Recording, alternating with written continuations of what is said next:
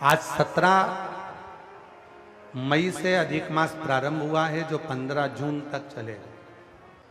पुरुषोत्तम मास चालू हुआ है,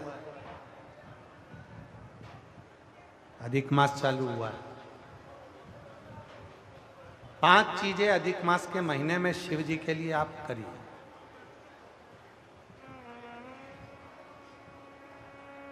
तीन वर्ष में एक बार अधिक मास आता है, पुरुषोत्तम मास आता है। 5 चीजें धारण करो।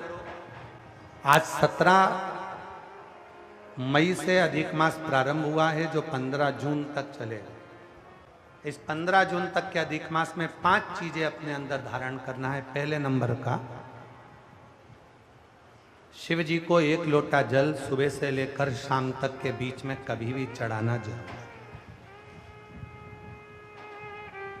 दूसरा, शंकर जी के मंदिर में या बेलपत्री के नीचे या तुलसी के क्यारे के पास में एक दीपक अवश्य लगाएं। चाहे सुबह लगाएं, चाहे शाम को लगाएं, तुम्हारी मर्जी पड़े तब। दीपदान जरूर करो, जल जरूर चढ़ाओ। तीसरा, एक बेलपत्री को रख लें और उसी बेलपत्र को पहले दिन से लेकर 17 मई से लेकर अधिक मास के पहले दिन से लेकर अधिक मास के आखिरी दिन तक 15 जून तक एक ही बेलपत्र को एक कागज में या किताब में उसको रख लें। उसको रोज शिव जी को समर्पित करें। श्री शिवाय नमस्तुभ्यम बोलकर अपनी कामना करें। वापिस उठाकर उसको अपने किताब में रख लें। फिर कल वापिस समर्पित करें, फिर वापिस रख लें, फिर वापिस समर्पित करें। 1 महीना अधिक मास का, पुरुषोत्तम मास का, यदि एक ही बेलपत्र को सर्वत्र चढ़ाया जाए, उसी बेलपत्र को बारंबार समर्पित करा जाए और उस बेलपत्र को अधिक मास पूर्ण होने के बाद फिर उसको जो आप मालपुआ दान करते हैं उस मालपुए के साथ अगर दान कर दें तो जिंदगी में कभी किसी के दरवाजे पर हाथ नहीं फैलाना पड़ेगा। भगवान इतनी बरकत आपको प्रदान करे, इतनी बरकत दे। एक बेलपत्र, वही बेलपत्र पहले दिन से चालू होती है। किसी भी शिवलिंग पर, चाहे पार्थिव पर चढ़ा लो, आप चाहें तो अपने, हम गुरुजी हम वहां पर नहीं हैं, हम कथा में रहते हैं, हम कथा सुनने जाते हैं, तो हम कहाँ चढ़ाएं? एक कंकर उठाओ, पार्थिव पे चढ़ाओ। पेड़ के नीचे पार्थिव बनाया, उसी पे चढ़ा के रख ली। फिर उसी को बेलपत्र को, उसी बेलपत्र को बारंबार पूरे अधिक मास के महीने में 1 महीने तक उसी बेलपत्र को चढ़ाना है, उसी को रखना है। फिर आखिरी दिन जो अधिक मास पूर्ण होगा उस दिन उस बेलपत्र को मालपुए पे रखकर शिव जी को चढ़ाकर लेके आना पहले, फिर मालपुए पे रखना और उसको रखकर फिर भगवान उस मालपुए को तुम दान। मालपुआ दान नहीं कर सकते तो तुम बतासे दान कर दो, पर मीठे के साथ उस बेलपत्र को दान किया जाए। बतासा है, मिठाई है, कोई 33 कोई भी सामग्री 33 जो मीठी हो वो रखकर आप दे सकते। कभी किसी के दरवाजे पर कितनी भी मुसीबत आ जाए, कितना भी दुख आ जाए, कितनी भी तकलीफ आ जाए, कितना भी कष्ट आ जाए, कितना भी कष्ट आ जाए, आपको किसी के आगे हाथ नहीं फैलाना पड़ेंगे।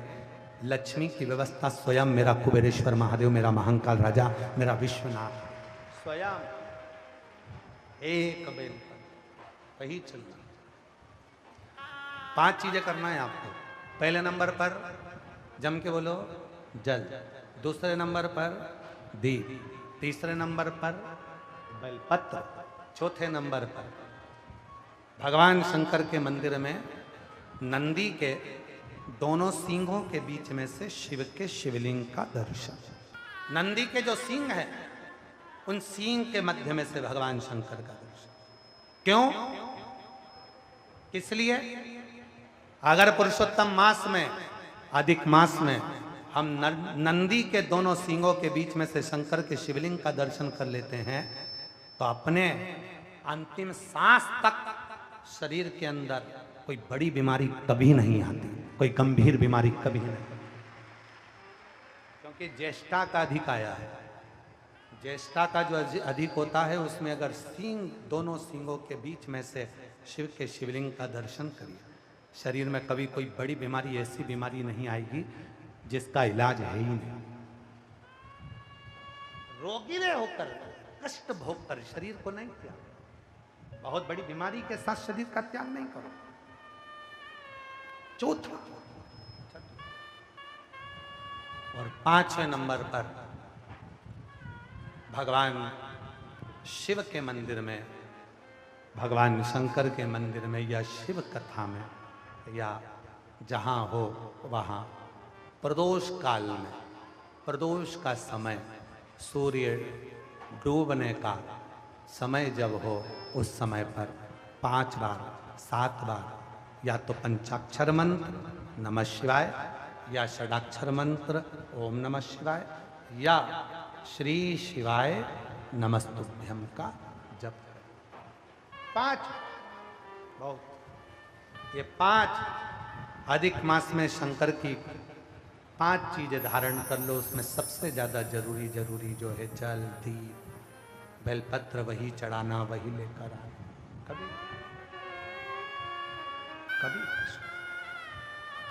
हाँ, यदि घर के बच्चे ज़्यादा बीमार रह रहे हैं, उनको सांस की प्रॉब्लम हो रही है, सर्दी खत्म नहीं हो रही, निमोनिया हो रहा है, बार बार उनको कफ जम रहा है, तकलीफ हो रही है, तो पीपल का छोटे से छोटा पत्ता लीजिए और एक बेलपत्री का पत्ता लेकर दोनों पत्र को अधिक मास की 7वीं के दिन शिव जी को समर्पित कर दिए।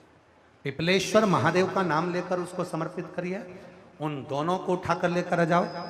उन दोनों को जहां बच्चा रहता है उस घर में किसी भी स्थान पर उसको रख दीजिए। उसकी जो कफ जमना है, जो निमोनिया है, वो धीरे धीरे समाप्त होना प्रारंभ हो जाता है। 7वीं तिथि अधिक मास, इसके सिवाय नहीं होगा वो, अधिक मास के सिवा वो हो ही नहीं सकता, केवल अधिक मास।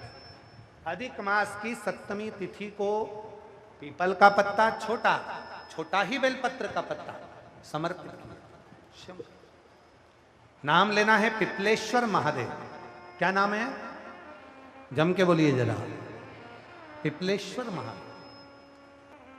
पिपलेश्वर महादेव।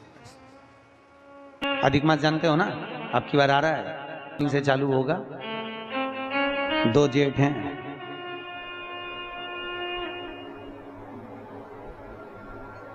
एक जेठ इतना भारी पड़े, 2 जेठ कहीं करेगा। 2 जेठ। अधिक मास का महीना भगवान शिव के स्मरण का माह, ठाकुर जी के भजन का महीना, भगवान नारायण के लाड लड़ाने का महीना। खूब प्रेम से भजन, जितना भजन कर सकते हो उतना,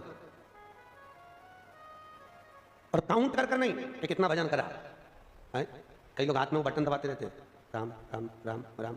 काउंट नहीं करना, कर लो जितना कर सकते हो। अधिक मास के महीने में जितना पुण्य कमा सकते हो कमा। अधिक मास का महीना, कालदर्शी मेरा नारायण भीख मांगने पहुंच गया, कौन सा दान कर दिया। मास में 33 मालपुए में से 26वें मालपुए पर अगर वैजंती माला का दान कर दिया जाए तो वो माला की प्रबलता से घुटने और कमर का दर्द शांत हो जाता है, समाप्त। और वैजंती माला का इतना क्रम है साहब कि घर में ठाकुर जी को बिना वैजंती माला के कभी नहीं रखना। क्यों?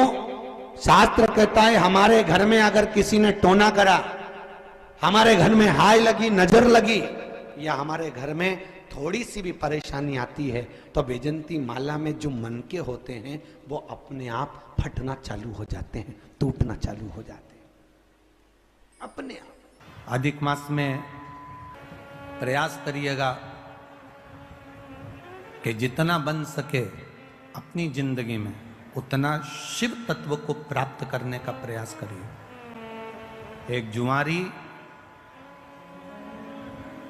जरा सा फूल पत्ती भगवान पर फेंक देता है और वो राज सिंहासन पर जाकर बैठ जाता है। जो अधिक मास आता है ये कोई साधारण नहीं है महाराज, में जो अधिक मास आता है ये कोई साधारण नहीं है।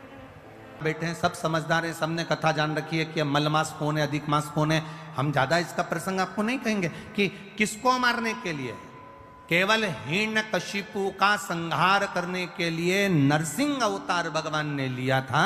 वो नरसिंह अवतार लेने के लिए हिरण्यकशिपु ने वर मांगा था, ना नीचे मरूं, ना ऊपर मरूं, ना अंदर मरूं, ना बाहर मरूं, ना अस्त्र से मरूं, ना शस्त्र से मरूं, ना दिन में मरूं, ना रात में मरूं, ना नर से मरूं, ना परशु से मरूं, और ना ही मैं 12 महीने में मरूं।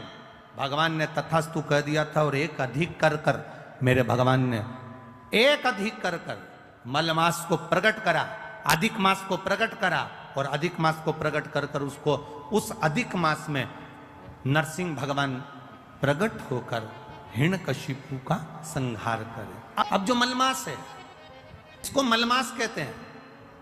एक अधिक हो गया, 12 महीने से एक अधिक हो गया मलमास। तनख्वाह से ज्यादा मिल रहा है। कभी कभी 40,000 रुपये तुम्हारी तनख्वाह है और 40,000 रुपये से ज्यादा कहीं से कमा कर कोई लेकर आया और अपनी पत्नी को दिया, और पत्नी पूछ ले जी ये कहाँ से आया, तो ये समझ लेना कहाँ से आया हो, स्मरण में रहिएगा। 12 महीने से ज्यादा हो गया मलमास है। कोई भी देवी देवता इसको स्वीकार नहीं कर रहा था। एक भी देवता ने मलमास को सम्मान नहीं दिया। जहां से 12 महीने तो लोग सम्मान देते हैं, पर मलमास को कोई सम्मान देने को तैयार नहीं हुआ। मलमास रोता था, देवताओं के पास जाता था, प्रार्थना करता था, मेरा कल्याण करिए, मैंने नरसिंह अवतार धारण करा है, नरसिंह अवतार हुआ है मेरे मास में, तुम कृपा करो। मलमास को कोई नहीं पूछता, सब ईर्ष्या करते, सब नफरत करते, सब उसको पूछते नहीं। तब आखिरी में देव ऋषि नारद ने कह दिया, तुम एक काम करो मलमास, तुम शंकर की आराधना में लग जाना। क्या होगा उससे?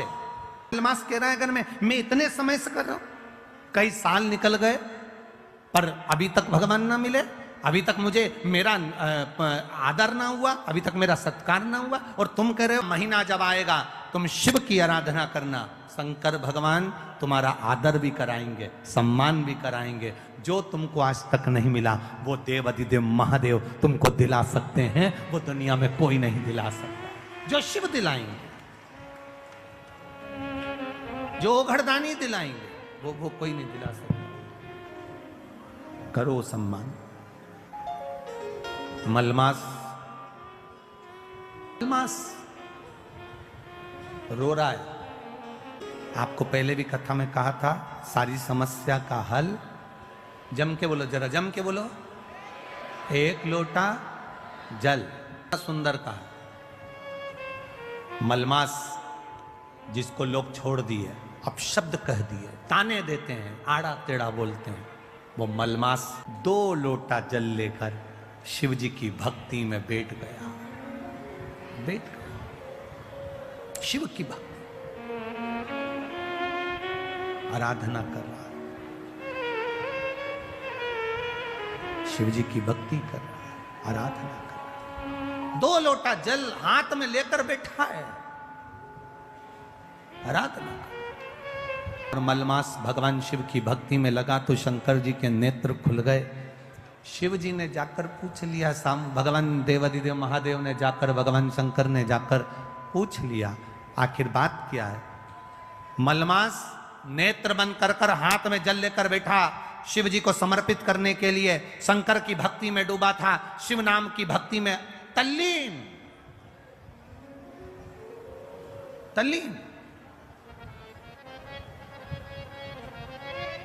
शंकर भगवान ने पूछा तो पार्वती जी कहती है मलमास है, आप इसको आशीर्वाद नहीं दे सकते, आप इसको वर नहीं दे सकते।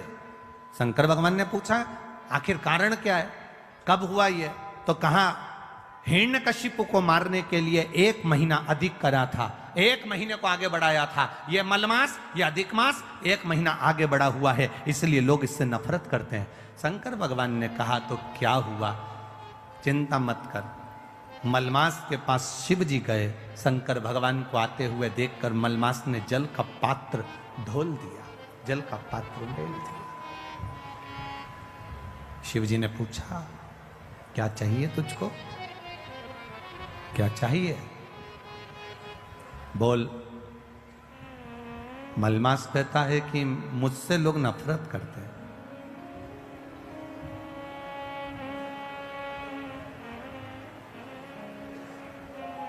देखो, राहु भी शिव की आराधना करता है, चंद्र भी शिव की आराधना करता है। लोग कहते हैं ये देवता ब्राह्मण के हैं, ये देवता क्षत्रिय के हैं, ये वे देवता वैश्य के हैं, ये देवता शूद्र के हैं। शिव महापुराण की कथा कहती है दुनिया के लोगों ने देवताओं को भले बांट लिया हो। कोई ने कह दिया राम जी क्षत्रिय है, तो कोई कहे भगवान कृष्ण ये हैं, तो कोई कहे भगवान ये हैं। पर शिव महापुराण की कथा कहती है शंकर की आराधना करने वाला ब्राह्मण हो, क्षत्रिय हो, वैश्य हो, शूद्र हो, भगवान शिव को ये मतलब नहीं है। शंकर जी तो ये जानते हैं कि उसके हृदय में भाव कितना है और मुझे इसकी झोली में देना कितना है। ये शिव तत्व जानता है, उससे मतलब नहीं है मेरे महादेव। शिव जी को उससे कोई मतलब नहीं। तुम क्या कर रहे हो? अब मलमास प्रार्थना कर रहा है, इसीलिए यहाँ शिव महापुराण की जो कथा कहती है, भगवान देवादिदेव महादेव का जो कथा वर्णन करती है, शिव तत्व जो वर्णन करता है, हमारे यहाँ पर सप्ततिथियां, पंचदीप वर्णन किया जा रहा है। बहुत ध्यान देना महाराज। में जो अधिक मास पड़ता है उसमें 7 जगह अर्थात 7 तिथियां ऐसी हैं जिस दिन 5 दीप का वर्णन किया गया है हमारे शास्त्रों में। अब बहुत सावधानी से सुनिएगा। पहली है पंचमी तिथि। अधिक मास पंचमी तिथि आप अगर शुरू की, मतलब आज भी पंचमी है, मान लो आज की पंचमी अगर आप नहीं कर पाए तो अगली जो पंचमी आ जाए अधिक मास के महीने में आप वो भी कर सकते। पंचमी, अष्टमी, एकादशी, प्रदोष, शिवरात्रि, अमावस्या, पूर्णिमा, ये 7 तिथियां हमारे यहाँ अधिक मास का जो संजोग होता है इसमें ये 7 तिथियां, फिर से बोलो, पंचमी, अष्टमी, एकादशी, प्रदोष, शिवरात्रि, अमावस्या, पूर्णिमा, ये वो तिथियां हैं 7 जिन तिथियों में अगर हम 5 दीप घृत के, घी के 5 दिए अगर अपने दरवाजे के बाहर केवल भगवान की भक्ति के लिए, शिव तत्व की प्राप्ति के लिए, वैसे तो दीप लगाना चाहिए, तुलसी के क्यारे के पास लगा दो, मंदिर में लगा दो, या शिवालय पर लगा दो, या देवालय पर लगा दो। और इस कीचड़ पानी में अगर कहीं ना जा पाओ, अगर पानी वानी बरस रहा है, जगह जगह बहुत पानी है, भले इधर क्षेत्र में इतना ना दिख रहा हो पर अन्य क्षेत्रों में बहुत पानी है, तो कोई ना जा पाए तो भगवान का स्मरण कर कर उन दीप को भगवान के सामने प्रज्वलित कर कर 5 दिए इन तिथियों में, पंचमी, अष्टमी, एकादशी, प्रदोष, शिवरात्रि, अमावस्या और पूर्णिमा, जो अधिक मास पड़ता है उसमें ये 7 तिथियों पर जो 5 दीप भगवान के सामने प्रज्वलित कर कर अपने दरवाजे के पास में बाहर की ओर रख देता है, उसके घर में कभी रोग, बीमारी और लक्ष्मी की कोई कमती नहीं होती, उसका जीवन सार्थक हो जाता है। अधिक मास पड़ रहा तो ये 5 तिथियां। अब कई लोग कहते हैं गुरुजी पंचमी हम 2 लें, 2 पंचमी आएगी, 2 एकादशी का वर्णन आ जावे, तो हम कौन सी? तो यहाँ एक भी अगर आप कर रहे हो 7 तिथियों में से एक भी अगर ये नहीं कर पाओ तो अगली कर लो, अगली नहीं कर पाओ तो ये स्मरण में रहकर उसको करा दो। मलमास ने कितने मालपुए दान करते हैं अधिक मास में? 33। 31 नहीं लिखे हैं, अधिक मास की कथा में लिखे हैं 33। 33 ही क्यों करते हैं? काहे के लिए करे जाते हैं 33 मालपुए? कोई महाराज जी से पूछियो कि भैया 33 ही क्यों, 31 कर दो, 32 कर दो, और मालपुए क्यों? रसगुल्ला कर दो, इमरती कर दो, जलेबी कर दो, पर मालपुए लिखे हैं अधिक मास की कथा में, मालपुए, और वो भी 33। 31 नहीं, अभी तक आपने जितने भी दान करे 21 कर लो, 11 कर लो, 108 कर लो, पर 33 ही मालपुए अधिक मास में। तो अधिक मास की कथा में यह वर्णन किया गया है कि मालपुए इसलिए दान करे जाते हैं क्योंकि मालपुए जब बनाए जाते हैं तो उसमें बारीक बारीक छिद्र हो जाते हैं। जितने मालपुए में छिद्र पड़ते हैं उतने नरकों में हमारे घर के पूर्वजों को जाना नहीं पड़ता और वो परमात्मा के धाम चले जाते हैं। इसलिए मालपुए दान कर जाते हैं, रसगुल्ला नहीं। और 33 क्यों? 30 दिन के तो 30, 31वें नंबर का मालपुआ। हमने अगर बेटी के घर का अन्न खा लिया हो, हमने बेटी के घर का अगर भोजन कर लिया हो तो उसका दोष ना लगे, इसलिए 31वें नंबर का मालपुआ दान होता है। 32वें नंबर का मालपुआ हमने ब्राह्मण और गुरु के घर का अगर कुछ खा लिया हो तो उसका दोष ना लगे, इसलिए 32वें नंबर का मालपुआ होता है।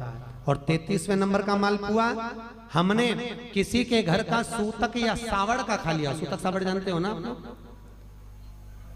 मरे के बाद में अगर किसी के यहाँ कुछ पा लिया जाए तो सूतक का है, और सावड़ मतलब किसी के यहाँ बच्चा जन्म ले ले उसके अंतर्गत हम भोजन कर लें तो वो सावड़ का। हमने अगर सूतक या सावड़ का भोजन कर लिया हो तो हमें दोष ना लगे, इसलिए 33वें नंबर का मालपुआ होता है। ये 33 मालपुए का दान इसलिए करा जाता है कि हम नरकों में ना पड़े, हमारे पूर्वज, हमारे घर के जितने भी पूर्वज गए हैं वो नरक में ना पड़े, इसलिए मालपुए का दान देने से हमारे पूर्वज तर जाते हैं। मालपुए का दान 33। अगर ज्यादा तकलीफ है, बहुत कष्ट है, बहुत तकलीफें आ ही रही हैं, जा ही नहीं रही, तो प्रयास करो ना, एक दीप बेलपत्री के पेड़ के नीचे लगाना और एक दीप पीपल के पेड़ के नीचे लगाना और एक दीप आंवले के वृक्ष के नीचे लगाना। ये 3 जगह पर दिए लगाना प्रारंभ कर दीजिए।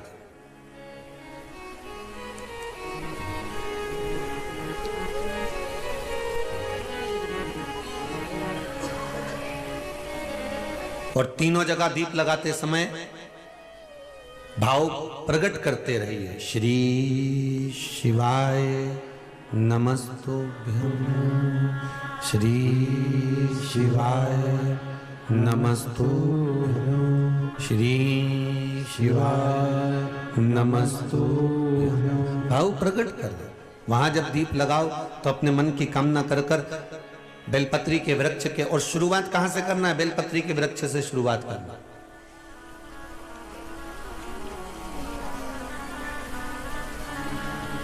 घी का दीप लगाइए, घृत का,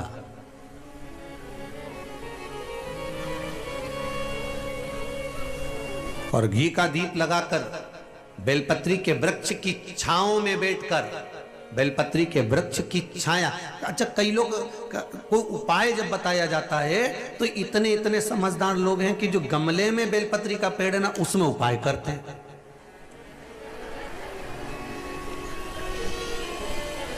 अब बोला क्या गया था आपको?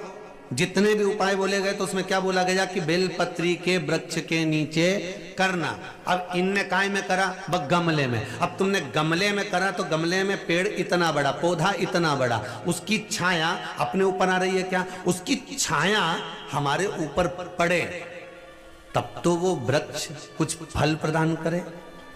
अब तुम धूप में बैठे हो और धूप में बैठे हो और धूप में अगर कोई छाता तुम्हारे पास में होगा तो तुम उसकी छाया में रहोगे। अब उसी तरह जैसे छाते की छाया में चलोगे तो पानी नहीं लगेगा, धूप नहीं लगेगी, कभी हवा भी चल गई, छाता साइड में कर लिया, हवा भी नहीं लगेगी। उसी तरह कई उपाय लोग करते जरूर हैं। उनसे कहा कि आपको बेलपत्री के पेड़ के नीचे ये चढ़ाना है या बेलपत्री के पेड़ के नीचे ये करना है, तो उन्होंने सोचा अपन तो एक काम करो, 50 रुपए का बेलपत्री का पौधा अपने घर पे ही ले चलो, वहीं गमले में लगा लेंगे, वहीं पूजन करते रहेंगे और वहीं पे सारा उपाय करते रहेंगे। अब महाराज चिल्ला चिल्ला के कह रहा सियोर वाला की बेलपत्री के पेड़ के नीचे करो, तो पेड़ के नीचे का मतलब है कि वृक्ष की छांव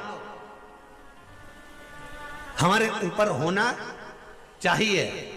आशीर्वाद का मतलब जानते हो ना सभी लोग, कि किसी को प्रणाम करो तो उसके हस्त कमल की छाया, जिसको तुमने प्रणाम करा है, जिसको तुमने नमन करा है, उसके हस्त कमल की छाया आपके ऊपर पड़ना चाहिए।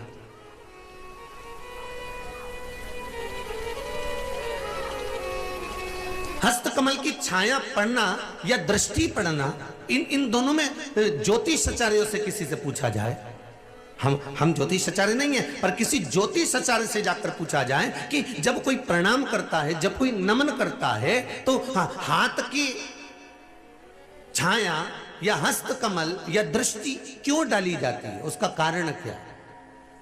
तो वो कहेंगे ये इन उंगलियों में शंख और चक्र हैं।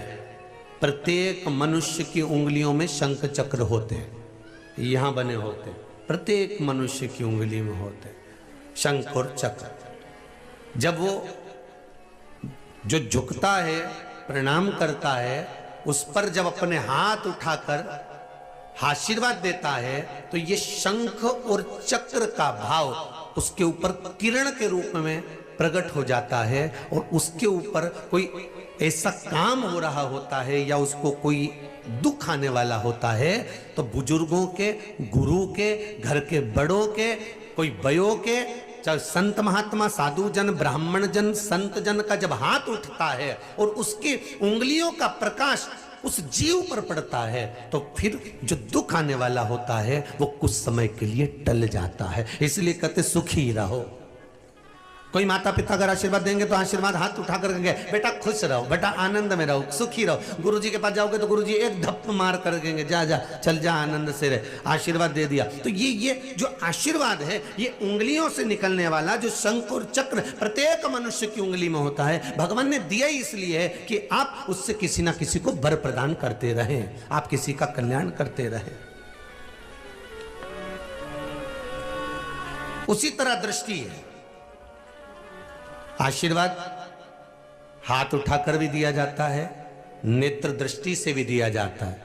दृष्टि से कोई भजन करने वाला, पूजन करने वाला, अर्चना करने वाला, सेवा करने वाला, भगवत स्मरण करने वाला, कोई संत, कोई साधु, कोई सन्यासी, कोई ब्राह्मण, कोई भगवान की भक्ति में डूबने वाला, कोई भजन करने वाला, कोई जीव है भगवान की भक्ति में, कोई गुरुजी लगे हुए हैं, भजन में कोई गुरुजी लगे हैं। उनसे हमें ये नहीं कहना है कि आप आशीर्वाद दो साहब, हमें तो केवल उनके सामने जाकर खड़े हो जाना है और उनकी दृष्टि हम पर पड़ गई और इतने में हमारा कल्याण हो गया। मात्र दृष्टि से भी वर की प्राप्ति होना।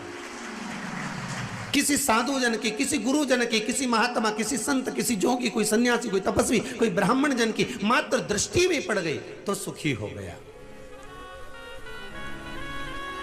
शिव तत्व कह रहा है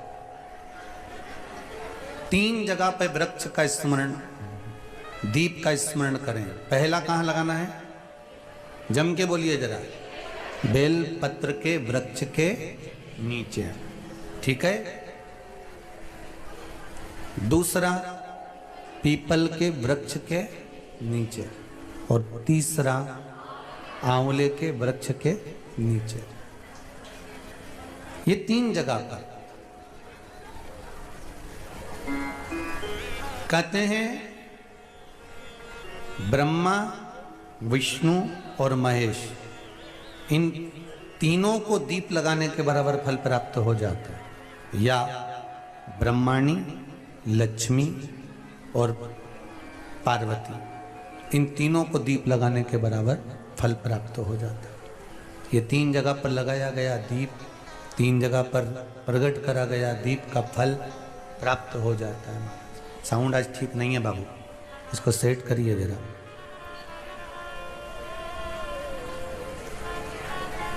तीन जगह के फल का आनंद प्राप्त हो जाता है।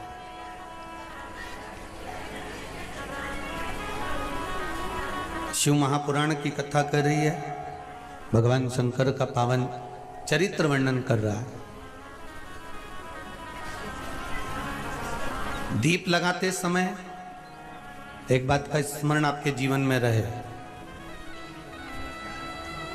जब भगवान को दीप प्रकट करें, प्रज्वलित करें, तो प्रयासरत रहें, प्रयास करें कि आप जब दीप प्रज्वलित करें तो ये मन की कामना कर कर करें कि हम भगवान को प्रसन्न करने के लिए दीप लगा रहे हैं। हम संसार की प्रसन्नता के लिए दीप नहीं लगा रहे हैं, हम भगवान की प्रसन्नता के लिए दीप लगा रहे हैं। हम भगवान को प्रसन्न करने के लिए दीप लगा रहे हैं, हम भगवान के आनंद के लिए दीप लगा रहे हैं। महाराज किसी भी भूमि पर, किसी भी जगह पर आप जो निवेदन करते हैं, क्यों कहा जाता है हमारे हिंदू धर्म में, हमारे शास्त्रों में क्यों कहते हैं कि भैया एक काम करो कि तीर्थ जाइए, तीर्थ में जाकर निवेदन करिए, तीर्थ में जाकर कहिए, तीर्थ में जाकर विनती करिए, गंगा का स्नान करिए, यमुना का स्नान करिए, सरयू का स्नान करिए, मंदिर जाइए, 12 ज्योतिर्लिंग का दर्शन करने जाइए, तीर्थ जाइए, देवालय जाइए। क्यों कहते हैं? क्यों हमारे पुराणों में कहा गया, हमारे शास्त्रों में कहा गया कि यहाँ से जो आप अपने घर में पुण्य करते हैं उससे ज्यादा पुण्य, जैसे आपने 1 रुपया दान करा, पुण्य करा, सत्कर्म करा, तीर्थ में जाकर आपने वही 1 रुपया करा तो वो 1000 गुना हो गया, और किसी गंगा नदी के तट पर, यमुना सरयू आदि नदियों के तट पर जाकर हमने कोई पुण्य करा तो वो और लाख गुना हो गया। इसका महत्व क्या है? क्यों कहा जाता है? कारण क्या हो जाता है कि उसका महत्व बढ़ जाता है, उसका फल बढ़ जाता है, उसका सुख बढ़ जाता है? क्या कारण? नंदी और भृंगी शिव के गण भगवान शंकर से पूछ रहे हैं कि हमें क्या करना, हमारे लिए आज्ञा क्या है? ये शिव के गण भगवान शंकर से पूछ रहे हैं। भगवान शिव ने कहा तुम्हारा एक ही काम है। थोड़ी चोंगे जैसी आवाज आ रही है बाबू। भगवान शिव की गणों ने पूछा कि हमारे लिए आज्ञा क्या है, हम क्या कर सकते हैं, वो बताया जाए। तब भगवान शंकर ने कहा तुम्हारा एक ही काम है, तुम्हारे लिए केवल एक ही क्रम है कि मृत्यु लोक में चाहे जलचर हो, चाहे थलचर हो, चाहे वायुचर हो, चाहे मृत्यु लोक में रहने वाला छोटे से छोटा जीव क्यों ना हो,